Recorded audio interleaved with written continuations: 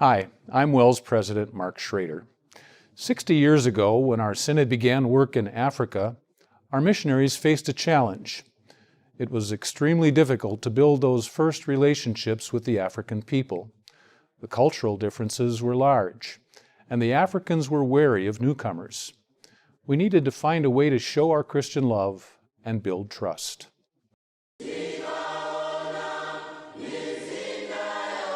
Today, the Lutheran churches in Malawi and Zambia are the largest in our fellowship, with more than 50,000 members. But it wasn't always like this. In the early days, it was slow going.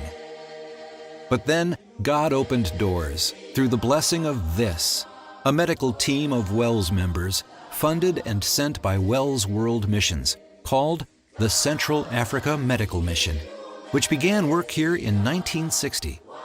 When the African people saw that we loved them enough to offer much-needed medical care, hearts began to open to the gospel of Christ. When they brought in the first medical assistants, all of a sudden everybody was paying attention, and the Lord has blessed it tremendously. For many decades now, World Missions has sent the Central Africa Medical Mission to work in tandem with our missionaries and the national churches. Not only are we taking care of 60,000 people, but we are changing lives one person at a time, and it is so awesome to see. The medical mission has regular clinic days at our churches and other locations, and also operates a mobile clinic that travels to remote villages. Much of the work focuses on mothers and children under age 5, who especially need health care. We really have an emphasis on primary health care, which is preventive health care, especially for under 5 children, making sure they get their immunizations and their vitamins and checkups. And they know we are there because we are Christians and we want to serve them with the love of Christ. The Central Africa Medical Mission serves more than 1,000 people each week in their clinics, funded solely through donations from individuals.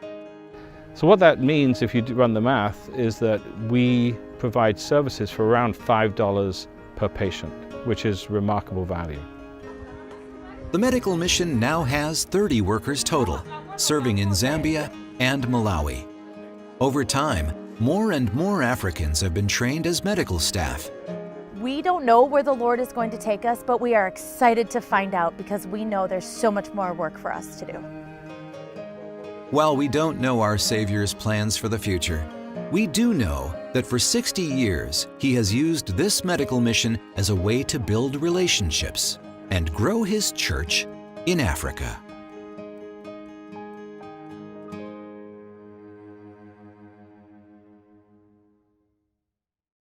The blessing of the Central Africa Medical Mission has led to plans to expand this ministry model to other regions around the world, with American volunteers helping our missionaries by providing much-needed medical care and opportunities to share the good news of Jesus. And during this Easter season, as we celebrate our Savior's victorious resurrection from the dead, on behalf of all of us who work with you and for you at the Synod, may you have a very blessed and joyful Easter.